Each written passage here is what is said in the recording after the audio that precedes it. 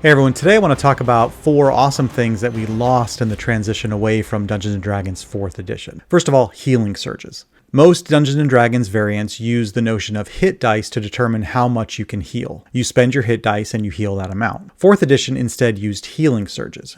You got a number of surges per day determined by your class. It was typically 9 or 10 plus your constitution modifier. Each surge was worth 1/4 of your maximum hit points. During combat, you could use your second wind to spend a healing surge and regain those hit points. There were a number of powers that would also let you spend a healing surge during combat. Some powers allowed you to regain the hit points without actually spending the healing surge. And a number of magic items also allowed you to spend healing surges to recover hit points. After a short rest, you could spend as many healing surges as you had remaining to heal even more. The nice thing about this system is that it was very efficient to use.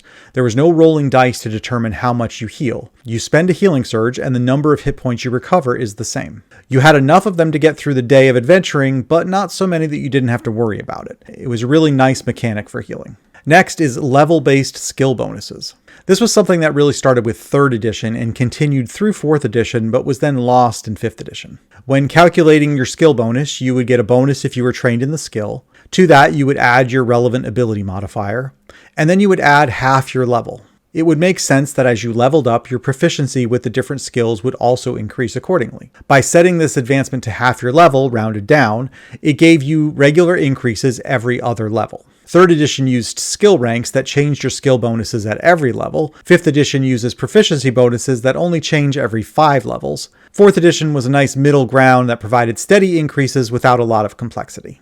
Next is minions. An excellent way to immediately ramp up the tension in an encounter is to suddenly have a ton of monsters appear from the shadows. Think the Fellowship of the Ring making their way through Moria. Unfortunately, if you actually put that many creatures in a fight, it will likely just overrun the party. Minions were a way to build that tension while still giving the party a fighting chance. Minions had armor class like you would expect, but each of them only had a single hit point. Any successful hit would defeat them. Spells and magic items and attacks that affected large areas could wipe out entire swaths of minions in one go.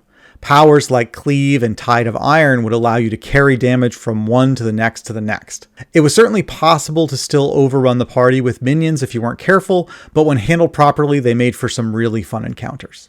And then finally, Bloodied. Bloodied was kind of like a condition. A character or a monster was bloodied when they would drop to half their maximum hit points. There was no standard effect that this had, but many powers and spells and magic items would do different things if the target was bloodied. A lot of times, combat turns into characters pounding on bags of hit points over and over until it's done. Bloodied was an interesting mechanic to keep the combat interesting throughout. When a character or monster was bloodied, they might gain access to extra abilities, or they might have more vulnerability, or you might have a power that did extra stuff if the target was bloodied. Many times the party might think that they were winning, only to find that the enemies, when bloodied, got some surge of energy that they could use to shift the balance of power. Just another built-in way that 4th edition kept things interesting. Now, those keeping track will note that I have covered all 4 of the items I said I would, and somehow didn't mention at-will, encounter, and daily powers as a thing. I was going to include them in this list, but I feel that they were so fundamental to the game that they deserve their own video all by themselves.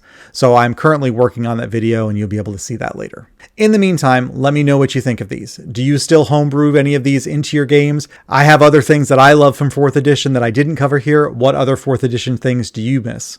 Let me know down in the comments. Love to hear from you as always. Until next time, take care.